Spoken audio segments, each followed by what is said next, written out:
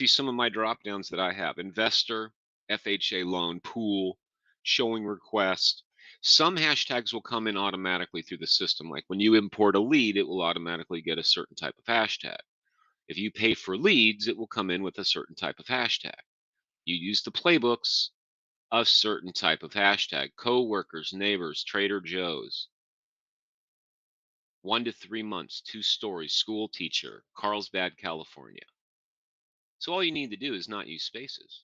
Non-owner occupied, past client 2022, cray cray, plumber, appointment met. So you'll have all these type of things, but I can do anything on the fly. So you can reuse them once you create them for the first time. But if I was creating one for the first time, I just did. Like I just type it out, hit enter, and then now I just tag this person, and that tag becomes something that's searchable and filterable that you can use. And it's on your own terms. You can have as many hashtags as you want per person, infinite. You know, friend, first time home buyer, cash buyer, investment, vacation home, you know, big backyard, likes horses. It could be financial, it could be personal, a description of how you know them, what they like. So hopefully that makes sense. Those are the three ways that the system is truly organized. Hashtags are where you do it. Understand these first two concepts of status and type, and you'll be in good shape. We can jump back now into the CRM. Is everyone feeling all right? Any outstanding questions so far? If so, put them in the chat. And even if it comes to you later, I'll address it as soon as I can. So here I am. I'm back at my contacts, my CRM, my smart CRM. I can expand that in the upper left. You got a little hamburger thing next to KVCORE up there. And I went to my smart CRM.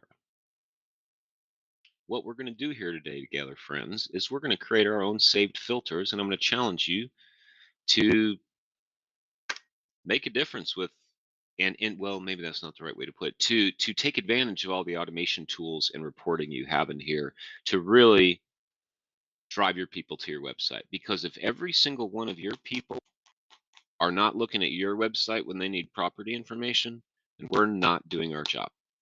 If they're looking on Zillow, if we're not giving them a reason, here's a market report, how much is my home worth, here's a update, even if they're not actively looking to buy or list, if you're not reminding them, then it's unlikely you're going to win that business when they're ready to get it or give it. You know what I mean? So I would be focusing on every single person in this system have some kind of follow-up. That's our goal. We're going to use filters to do it, some saved filters. And I'm going to start you on three things, our three main automation tools we have. They're not the only ones, but they're the main ones I'm going to focus on today. Keep it simple. So if we can all agree, hopefully, that, okay, I understand. Status, if I want to see all new leads, I'm going to see all my new leads. If I want to see new leads and prospects, I simply on the left click that status. Now I'm going to see new leads and prospects. I want to see just new leads that are buyers. Well, then I would toggle on new leads and buyers, and now I have all new lead buyers.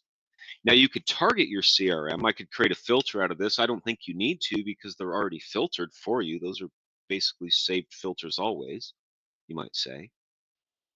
But I could mass email them. Now we can't mass text anymore thanks to new rules about opting into your website.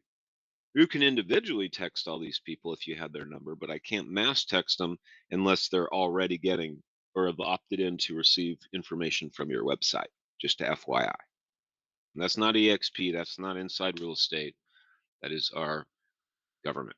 So, well, what kind of filters might make sense? Well, I'll tell you what, staying here, don't filter anything. Scroll on down here on the lower left, and I'm looking for these expanded filters. I see assigned users, contact details, behavior. Let's go ahead and click behavior. So you're in your CRM, you went to your filter on the left, you went down towards the bottom, you clicked on behavior, and this is what you're going to see. So this is going to be your to-dos today, folks. Well, not just today, it might take you some time depending on how many leads and contacts you have. And you're going to have to make that decision case by case, who gets a search alert, who doesn't, who gets an area market report, who doesn't. If you have their address, I can send you a monthly average estimate valuation on your home based on recent solds. And then finally, who does not have a running campaign. So I'm going to challenge you all to create some filters here. And just to blow your mind, you can see this a different way. I will go over to your analytics in a minute. But if I would just say, okay, show me everybody, and I wouldn't recommend you do all of these at once. Do them one at a time, divide them out. Now, there's going to be some overlap, of course. Some are not going to have any of these. But once you start working through your saved list, if you will, and say, okay, well, should they? No, they shouldn't. Well, maybe I create a task. Maybe I send them happy 4th of July card or something. I tag them, like hashtag them holiday card or something, but think of some way that you can give this person a reason to go to your website. That's the challenge here. So if I was to view results for no search alerts, let's see how many I have in this group. 77. This is telling me there are 77 people in my system that is not going to my website for property search information. Again, should they? And that's something you're going to have to answer, along the way. But if we're going to start with this group, at the very top, I save that filter right above where the email and the text are. If I wanted the mass text or mass email, I mean, you can mass text if all these people had opted in, I could send them all a text. Just saying. Save the filter, call it whatever you want. Now, when you create a filter, you have the option to either pin it to the top so it's immediately visible. Like if you look over here on the left, that's grayed out. These are some of my save filters that I have. But even if you don't pin it, as soon as you click filters, it'll be a drop down option for other parts of the software as well, because you can use these save filters to do other things in mass throughout the system. I like to pin it, make it a daily to do. Maybe I call it contacts with no property search alerts. And you can, whatever you want to put in there. I already have this one, so I'm not going to, but I hit save filter over here on the left. Now I have that group that I could just, okay, show me everybody that doesn't have property search alerts. And what I'd recommend is just click on the first one and start working through. Maybe immediately seeing their name, you're like, oh yeah, now they shouldn't have one. Are they in the right status? Is my first question. Based on what you know now, are they on the right type? And then do they need a hashtag? Something further to categorize them. So if I look at this person, and sometimes they don't have an email, so I can't send them a search alert. That might be a reason. But this person does have an email. I see that this person, and where you look is over on the far right. These are all my actions. So if you scroll down just a bit, it says no alerts. Here's one campaign, a drip, no market reports, no valuations. Should they? Well, do I have any info? Maybe you don't. And you know what I do in this situation personally, not making a recommendation from the company, but me personally, is I'll just pick a place and start sending you search properties. And if you don't like them, then tell me, maybe unsubscribe. Maybe you say, actually, I'm looking over here, which is what I want to have happen. Your call, whatever makes sense to you. But they are in a drip, so that's something. Okay. And that's up for you, to you to decide. Should they be on a market report once a month? A summary of San Diego, California, a monthly summary kind of thing. Should they be getting search alerts once a week, every 2 weeks? Just keep dripping on them a little bit. Things to think about. But as long as you're going to make that decision, right? And so it becomes really easy working through this list. Is if you go up to the upper top right. So I'm looking at my lead record, right? My contact record, and I see that little X and there's a next. If I go to next, upper right, I'll go to the next person in the list. I don't have to exit out and go back to my CRM. It'll be the next person in the list. I see this person, they unsubscribed. Fine. Should I archive them? Maybe.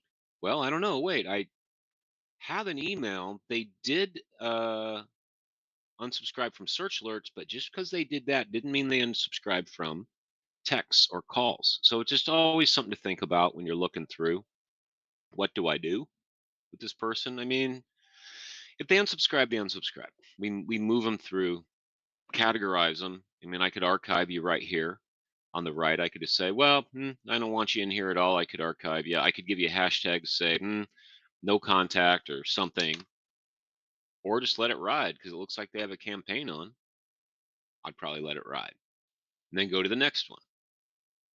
You see what I mean? So work your way through this 5, 10 a day. Because I've seen some companies have like 15,000, 30,000 people that aren't getting search alerts. They all got imported. That's great first step, but that's not enough. So if you want to see your numbers, here's a little pro tip. Go to your platform on the left and find business analytics. Business analytics. And once you get here, you're going to see an overview of your whole system, however many contacts you have and what stage, one of the various stages where they're at, right? Now, if you bring your attention to the top, you'll notice these tabs: pipeline, source performance, system activity. Oh, system activity, that's the one I want. Click on that one. And what I draw your attention to is the far right, not the nurture automation, not the engagement, but the unengaged leads. Now, we just went over how to search for just no search alerts, but this is telling me there are 22 people that don't have search alerts in my system. 25 don't have reports, 22 have no campaigns, 6 have unsubscribed.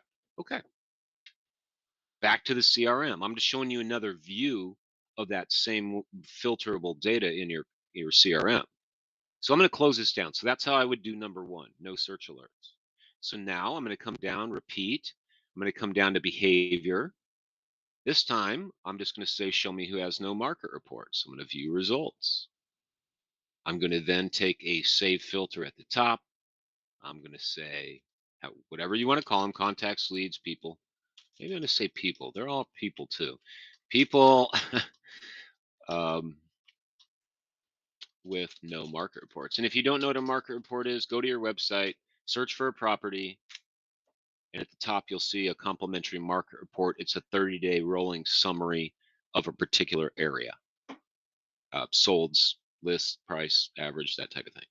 But it's a great way for people just browsing. Send them once a month, maybe a past client, send them, every 2 weeks, something like that. So I could pin this, save it, and then I would repeat. Then I'd come over here on my daily. I'd spend 5, 10 minutes, however much time you have. Actually, I don't have that one. I'll create that one then. I say filter. And then I say, okay, I'm going to take a look at my unengaged leads. Should I? Have I? Something I can do? Is making sense, everyone? So you're thinking along the way, are they properly categorized? And how am I going to get them to my website? Those are our questions I want you to be asking yourself. Keep in mind that I can add hashtags in mass. So if I had filtered for show me all my buyers that were at my website in the past 30 days, and then I could select that group and I could go to more actions up top and add a hashtag and say hot or something, or you know active on my website, or however you want to say it to yourself. So you can do that in mass too. Keep that in mind. But then I would repeat that. So now I'd go and find out my filter, people with no market reports. I'd start with number one. Again, there will be overlap, and I say, oh, okay, well, they are on a search alert. Sweet. They are in a drip campaign. Maybe I don't need a market report if they hadn't unsubscribed. That makes sense how you can work through this. We'll do one more and I'll get you back to your day here, folks. I want campaigns. Now, campaigns are one other, and how shall I say it? You can do those in mass. The two things I just showed you, for the most part, I'm not there. There's a few other options you can do it in mass, but for the most part, you're going through one by one. You're putting them on a search alert based on what you see and what you know. Can I say I'm going to give this entire group the same search alert? Yeah, you can do that. And I could say I want to give all these people the same search alert all at once. Guess how you do it? With a hashtag. You can assign search alert by hashtag. But my point here is with campaigns, let's go ahead and do it one more time. I'm in Contact, Smart CRM. I'm going to select behavior. I'm going to toggle off no market reports. And this time I want to see, show me who does not have a running campaign. If you can do nothing else, at least, put them on some kind of drip. So we know it should be about 20 or so people. This is 108 actually that I have that have no campaigns. Remember, campaigns are based on status and type right out of the box. You can change these, but that means that I have a new lead buyer campaign. I have a sphere homeowner campaign. I have a client buyer campaign. So if I want to add a campaign in mass, I need to filter down twice. Show me all my new leads, for example. Show me all my new lead buyers. That's how the campaigns work. Status type. Now I could select this whole group, go to more actions up top, center, and you'll find an option to add campaign. Well, what campaign should I use? Well, what are they? They're buyers. Boom. This one I renamed, but doesn't matter. The point is it's a new lead buyer, right? And I could do that and attach them to everybody all at once. You have campaigns for every stage and type, every status and type that exists in this system. So then I'd repeat. So then you say, okay, well, wait, do that one more time. Well, now let's go for prospects. Let's see. Okay, show me all my prospects. Private leads, I'm logged in as an admin. That's why you're going to see this. Pretend they're regular leads. I could say, okay, prospect sellers. Show me all my prospect sellers. I have 3 that are not on a campaign. So then I would say, okay, now that I've filtered down to status and type, prospect and seller, I could say, okay, now I'm going to add a campaign to all those 3. Well, which one would I do? I look for my prospect campaign. There's my prospect seller, prospect buyer. And if you don't see that, you can go check it out from our library over in the smart campaign section. It's really easy. But I would put them on the smart prospect seller, add campaign done. And that's how I would start to work through that entire group. So don't overwhelm yourself. And in fact, I would do them in little blocks. What if everyone you send some stuff out to responds? Can you handle that? Maybe you can. That's my best pro tip for the day. Smart CRM. It's about organization, categorization, and even more than that, about engagement. How are you going to get them to your website? That's how this whole thing works. So we just talked about 3 ways you can do that. So your challenge, we created 3 different filters: leads with no campaigns, leads with no property search alerts, and leads with no market reports. And then you're going to work through those and decide if they should. If they maybe they should have all 3. Maybe they should have none of those. If Kaylee Clarkson over here, if I was like, well, I don't know what I can do with her. I don't want to bug her. I don't want to leave her out here. That's where I will ask and say, hey, do you mind if I send you a monthly market report of where your house is? Most people are totally cool with that. And I could create a task and say follow up in a month. But you know how tasks can be. They stack. It's easy to not get to them that day. So if you have any automation in place, that ensures that they will be reminded of what you do. All right, folks, that's it. Half hour. Questions? Feel like you got something you can work with today? Create some filters. Filter for those that don't have each one of those 3 automations. And heck, you could even do one more if you wanted. I was trying to keep today simple because I get asked that a lot, just like too much info. So that's where I'm dropping it, is the listing valuation. Now, if you have someone that you know their address and it's actually in there, you have their address on the contact record, you can filter for listing valuations, not to be confused with a CMA. And if you haven't done it yet, again, please go to your website and sign up as a test lead, use a different email than the one you log in with, and check out the market report. Check out the how much is my home worth, so you know the experience. And I could send you that and work through that group of, well, should I put them on evaluation?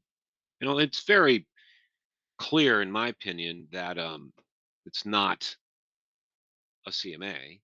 Absolutely not. What's my home worth? Oh, you all have this, or it says sell on yours. I changed mine. You can too, by the way. But it's an estimate based on a rolling 30-day sale like Zillow, what they're saying everyone just sold, this area for. I will update this recording, or excuse me, this doc, copying the link. I'm dropping it into the chat. Here is Zoom. Here is EXP World. How to access the filters, John? Sure. So the filters, you go to your contacts. So when you first get to your dashboard, it'll look a little something like this. So on the left, I can navigate and go find my smart CRM. So I clicked on the smart CRM. It should pop out for you here on the left. If for some reason you maybe collapsed it, you might not see it. There's a little bitty arrow right in the top upper left that you can expand that filter. Hopefully you're using Google Chrome. If you have any issue, you can just hit up tech support in the lower right. There's no issues that I'm aware of. You should be able to see this and expand it. So I hope that helps. Filters on the left, and then just scroll on down to find that behavior. Just click that. You'll see those options. Hey, John, not sure what to say there. Please contact support. Okay. Support can help you out. Hopefully you're not on an iPad and you're using Google Chrome. If both those things are true, then you should have them. Yeah, John, I shared that recording. Zara, emails. Okay, Zara, please contact support for that. I'm just a trainer. I will tell you that at some point, you got to understand there's only so much that anybody can do. Google and Microsoft decide when an email goes to spam. And in fact, there are new rules, thank you, Google, to make you safe that make it now harder for emails to get into people's inboxes. Number one, don't ever test using your own email. It'll always go to spam. Number two, you can read this about email deliverability, but ultimately no one can stop it. And there's this article here. Is it this one? No, it's not this one. It's our verified email relay. There it is. Something we did for you to lessen that possibility. But here's the new requirements. Thank you, Google. Thank you, Gmail. I'm putting this into the link into the chat. Here's another one. So they're making you safer, but for business purposes, it just made it harder to get into people's email inboxes. There are some things you can do, and some things have been done for you. We call it email deliverability, a new verified email remail. Nothing that you need to do here. It's all done for you already. This is what your partner has done for you, and some things that you can do on your own. So I hope that helps. That's about as much as I can tell you. Other than that, I'm going to have to get you to support. That's what I do know. So I hope that's helpful in some way. There is nothing you can do to prevent it 100%. Let me be clear on that. Nobody can. Absolutely nobody. So please just have the right expectation of that being our challenge as professionals that use email to generate and you do business. But do feel good about the fact that we're doing something about it. You read that email deliverability thing, we're making it so it's much less likely. If it's a client, just tell them to add you as a contact, and that will stop it immediately. If it's a first timer, those are the ones that usually get us. Other things that I know off the top of my head, if you're sending a video, it almost always is going to get flagged as spam. If you've never sent to them before. Not always. Now, let me rephrase that. That is not fair. Often, at least what I'm hearing. Okay. And there's certain words that trigger spam that you might be using. And now we're not going to with any of our emails, because that's definitely been thought about quite extensively, because it's a big deal. This doesn't work if we can't get an email in there. You know what I mean? So I think it's this one. Talks about why emails go to spam, things that trigger spam. There are actual words that if you use them in a subject line, will almost always put them into spam. Now, you can rest assured, again, there's nothing in your platform that's going to have those, but if you wrote one on your own, that could do it. Search alerts, it happens, but as I said, you can't guarantee any from anybody. If someone tells you that, I would be suspicious. So there's some things you can sign up for here, some spam like get on a certain list, um, words not to use, tell your subscribers to whitelist your emails, tell your users Gmail to drag their emails from other tab to their primary inbox. I know that's a hassle. To try to ask our people that we're trying to do business with to do that is, unless it's a friend or family. I hear you, but these are things you can do. All right, I hope that's helpful. Thanks, Zara. Good question. We're doing all we can. Folks, that's it for me today. Join me on Friday, 11 a.m. Pacific. It'll be an open Q&A. It won't be a topic led. So if there's something that you're dying to see or hear about, or if it's training related, I'll do my best to tell you all I know. Go sell the house there, folks. Have a great day. I appreciate you being here. This is Brett. Appreciating your time. Thank you, Kelly. Y'all take care. Be safe.